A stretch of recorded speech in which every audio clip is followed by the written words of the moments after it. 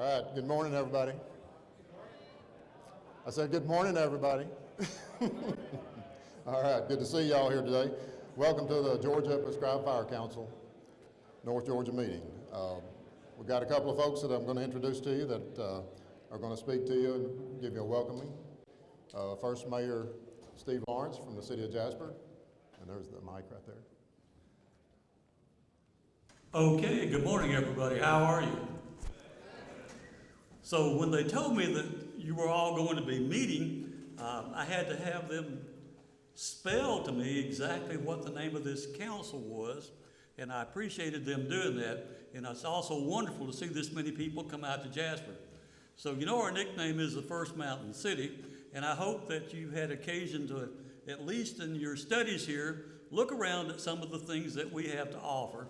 I appreciate your being here, and I want to invite you to come back and sample some of the things that we can offer for you. And is anybody in this room staying in Jasper while you're doing this? Got a few hands. I invite the rest of you to come back when you can. Thank you very much and welcome. All right, thank you, Mayor. All right, Chief John Scherer with the City of Jasper. Good morning, everyone. I want to say I'm really excited to see everybody in this room. Prescribed fire is important not only to the landowners and the property itself, but also our ecosystem. And for everyone to be here and to be focused on training and learning how to do prescribed fire better, that's great, especially for the fire service.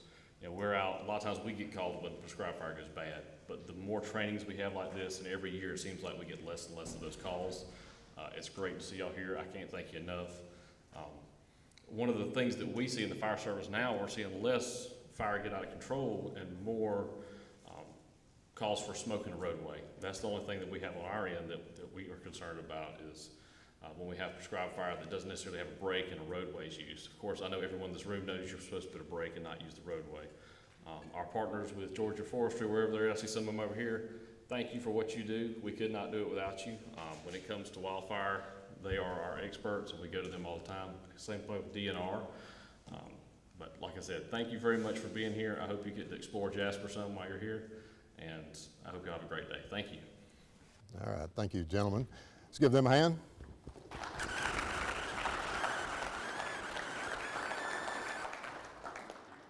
So I'm going to be on the move with this lapel mic because Eric's going to come up here in a few minutes. Our first presenter is going to actually come to us via Zoom.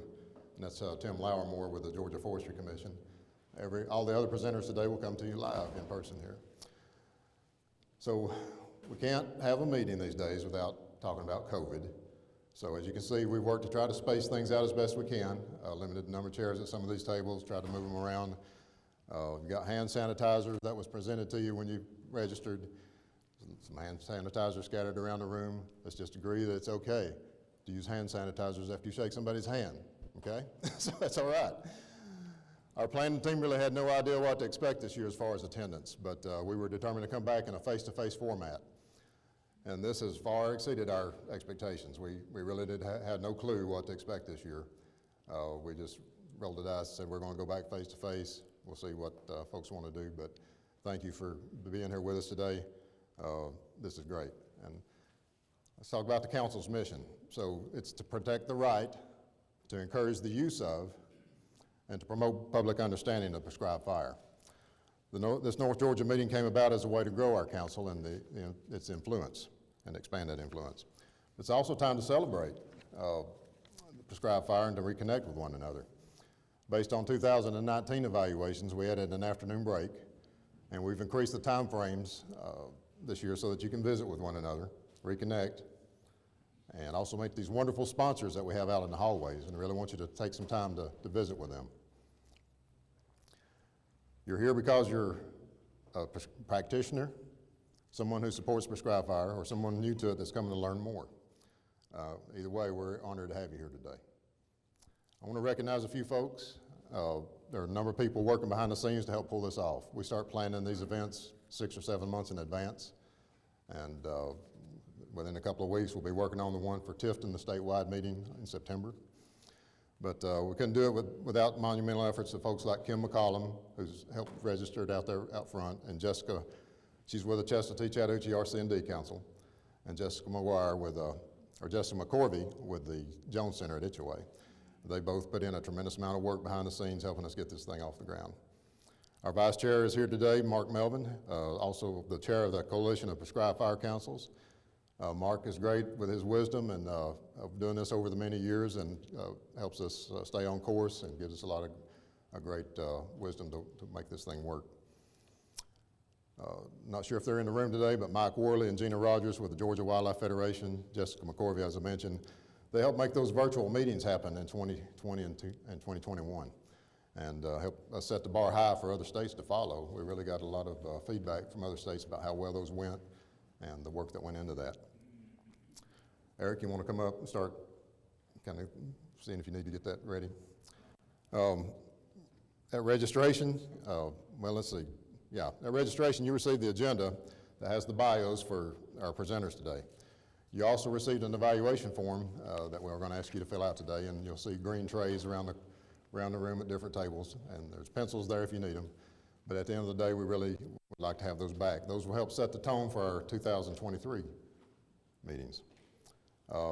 We have a number of door prizes to give away today, so stay tuned for that. You'll need to have your registration ticket, which is inside this name tag on the back side of it, and then be present to win. And we're going to be doing those throughout the day. We got a lot more than I expected, so we're just going to take some time to pan those out, and we will do that.